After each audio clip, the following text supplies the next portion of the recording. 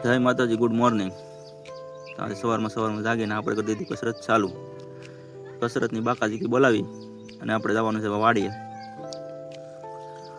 વાડીએ જવાનું છે ને આજે નાખવાની છે આપણે દવા પાવડર છાંટવાનો છે. થોડોક રોગ આવી ગયો છે માંડવીમાં, એટલે આપણે કરી દીધું પાવડર ચાલુ છાંટવાનો. પાવડર છાંટીને આપણો હાથ પગ જવા જો આવા હાલ થયા છે, પૂરેપૂરા ભરાઈ ગયા છે પાવડરથી. પછી તો પાવડર છાંટીને આપણે નીકળી ગયા ઘરે. ગાડી કરી દીધી ચાલુ અને નીકળી ગયા ઘર તરફ.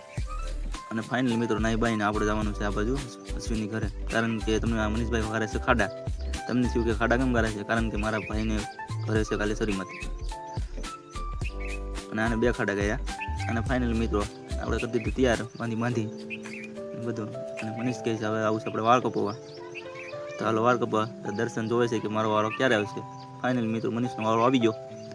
અને આપણે વાળ કપાવવાના હતા, પણ શ્રાવણ મહિનો છે એટલે આપણે વાળ કપાવતા નથી. અને ફાઇનલી મિત્રો દર્શનનો પણ વાળો આવી ગયો. અને આજે જવાનું છે આપણે વાડીએ રાતે. વાડીએ પોગી ગયા. બસ અહીંનો બ્લોગ અહીંયા સુધી. અને ફોલો કેમ કરતા નથી? ફોલો કરતા જજો. જય માતાજી.